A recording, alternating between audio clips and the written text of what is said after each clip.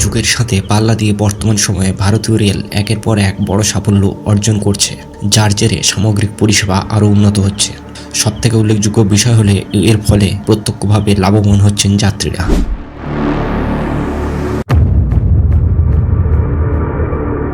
এবার সেই রেস বজায় রেখেই সামনে এসেছে একটি গুরুত্বপূর্ণ আপডেট। এই প্রসঙ্গে প্রাপ্ত তথ্য অনুযায়ী জানা গিয়েছে, ভারতীয় রেল এবার হাইড্রোজেন চালিত ইঞ্জিন তৈরি করছে, যেটি বিশ্বের সর্বোচ্চ হর্স পাওয়ার বিশিষ্ট হাইড্রোজেন ইঞ্জিন হিসেবে বিবেচিত হচ্ছে।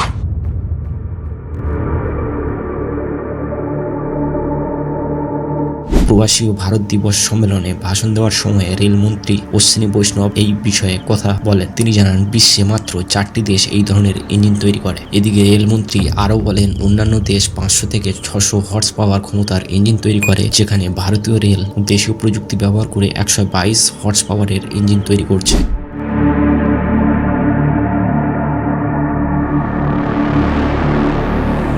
মন্ত্রী জানান, এই ইঞ্জিনটি শীঘ্রই হরিয়ানার জিন্দ এবং সোনিপাতের মধ্যে চালানোর মাধ্যমে পরীক্ষা করা হবে।